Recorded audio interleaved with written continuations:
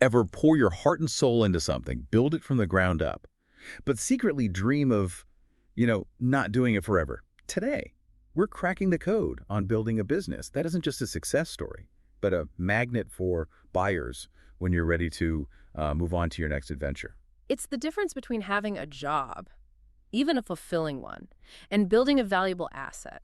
We're talking about the strategic moves that make a business irresistible when it's time to sell. I've got to say, digging into this material from Zalent profit strategists, I was struck by how much it's about playing chess, not checkers. They lay out these core pillars for a sellable business, and the first one really resonated.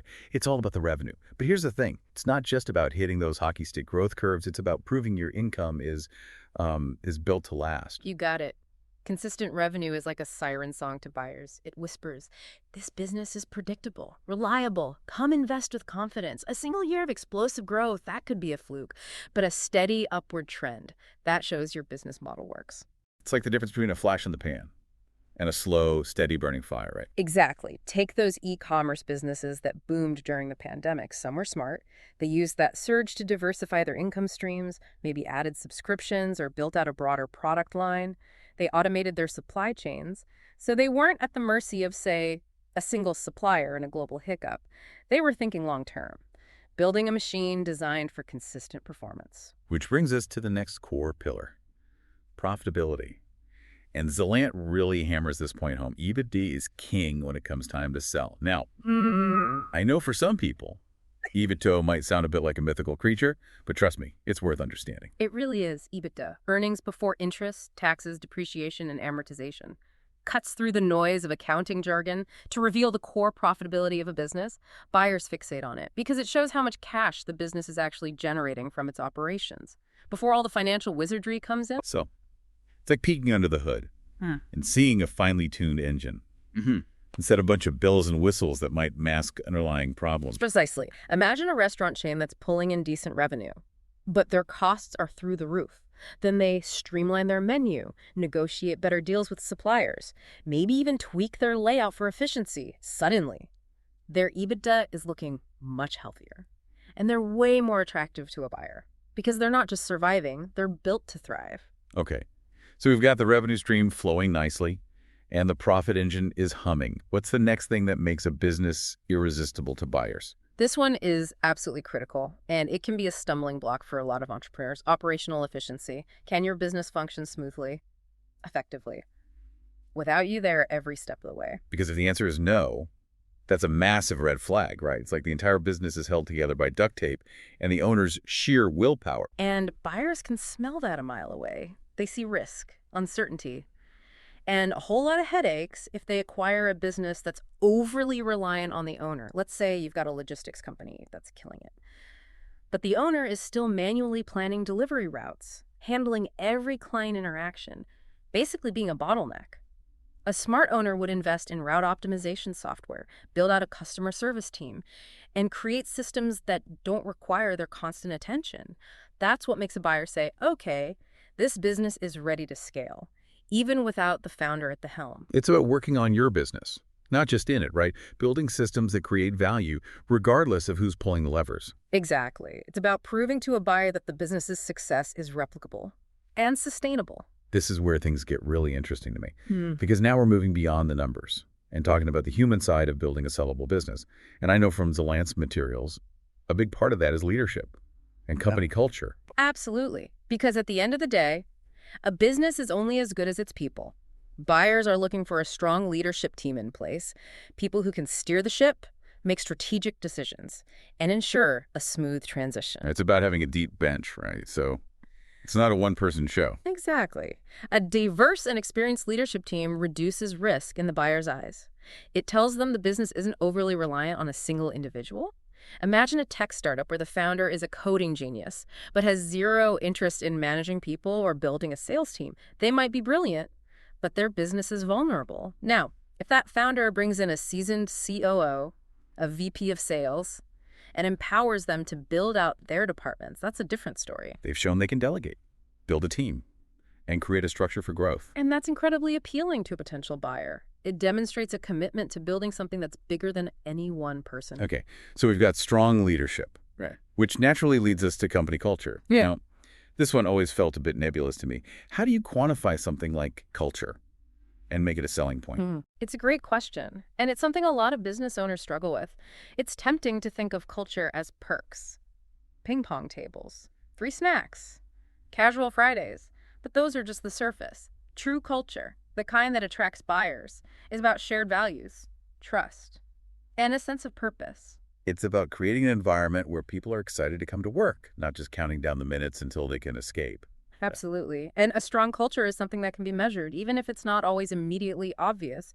Look at employee retention rates, for example. Are people sticking around, building their careers at your company? That tells a buyer that something special is going on. And on the flip side, if a company has a revolving door of employees, that's a huge red flag. 100%. Yeah. It suggests there are deeper issues, maybe poor management, lack of growth opportunities, or just a toxic work environment. So how does a business owner go about cultivating the kind of strong, positive culture that buyers are looking for? It starts with defining your values. What are the guiding principles that drive your company? And then it's about living those values every single day, from the way you treat your employees to the way you interact with customers. It's about walking the walk, not just talking the talk. Exactly. And it's about creating a culture of feedback and open communication. Let your employees know that their voices are heard, that their contributions are valued. Because when employees feel valued, they're more likely to be engaged. Productive, and committed to the company's success. And that kind of positive energy is infectious. It creates a virtuous cycle that permeates every aspect of the business, from customer service to product development. And ultimately, that's what makes a business truly stand out in the eyes of a buyer. So, we've got consistent revenue, a healthy profit margin, a well-oiled operational machine, strong leadership, and a vibrant company culture. That's a pretty solid foundation. But there's more to building a sellable masterpiece, right? There is. And this next piece is all about managing risk and maximizing your appeal to potential buyers. It's about diversification. It's like that old saying, don't put all your eggs in one basket. But honestly, before digging into this material, I hadn't really connected it to the sellable part of the equation. It makes a world of difference. Think of it this way.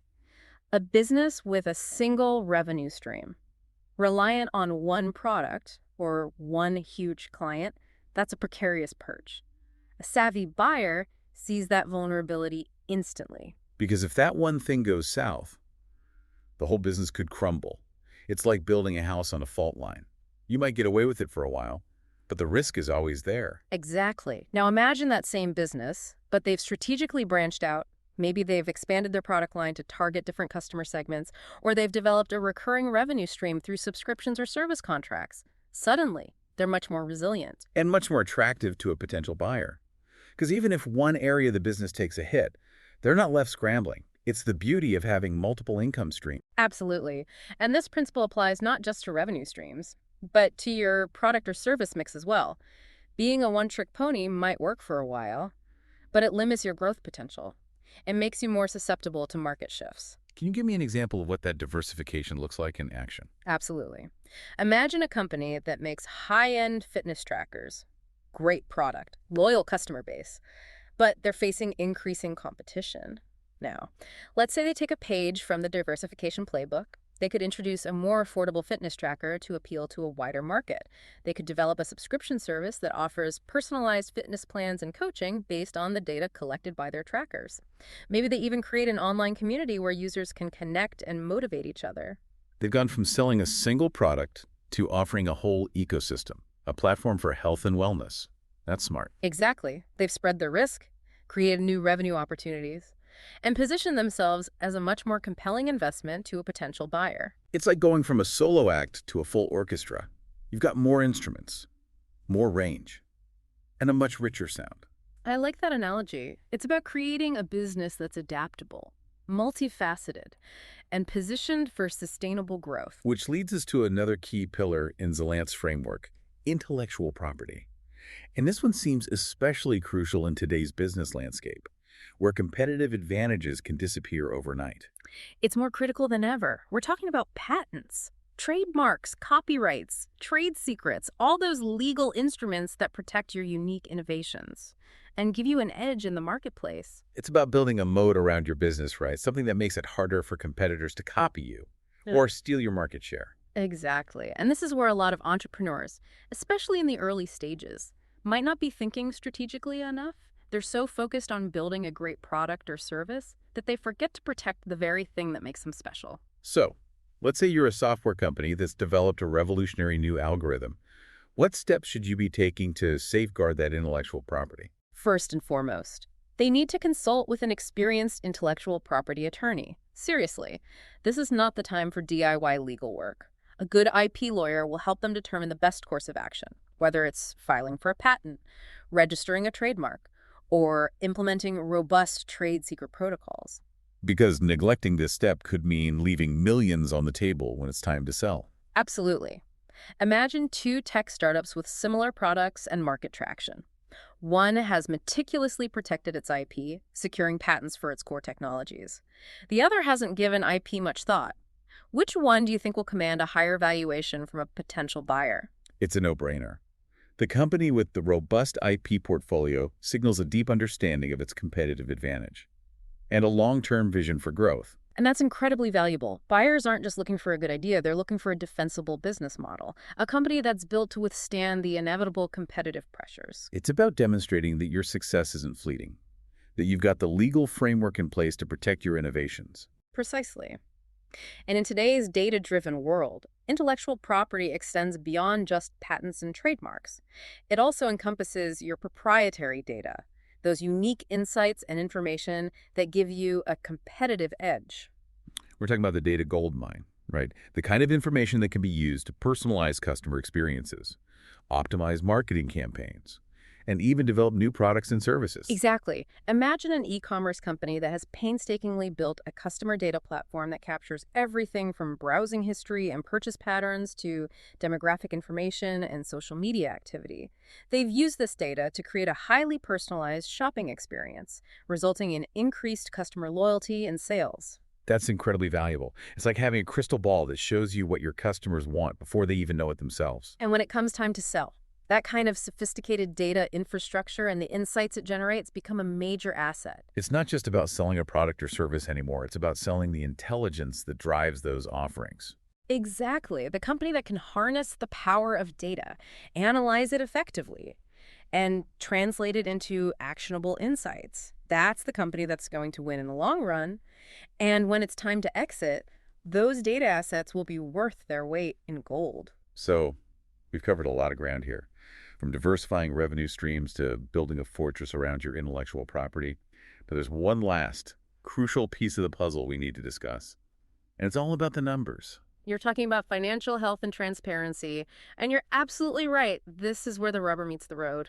Because no matter how great your product, Yeah. how strong your team, or how brilliant your marketing, if your financials are a mess, you're going to have a hard time convincing a buyer to take the plunge. Exactly. Buyers can smell fabricated numbers from a mile away. They want to see the good, the bad, And the ugly. It's about being upfront, honest, Yeah. and transparent with your financial records, right? 100%. And it's not just about being honest, it's about being organized.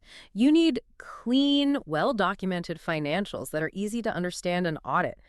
Think of it this way. If a buyer is digging through your financial statements and can't make heads or tails of where the money is going, they're going to assume the worst. It erodes trust and raises red flags. Right. Whereas, if your financials are clear, concise, and tell a compelling story about your business's growth and profitability, you're in a much stronger position. Exactly. It's like inviting a guest into a clean and tidy home versus one that's cluttered and chaotic. First impressions matter, even when it comes to financial statements. It's like you're saying, here's the engine, it's well-maintained, feel free to kick the tires. Exactly. Now, beyond just having clean books, there's another financial aspect buyers scrutinize, working capital.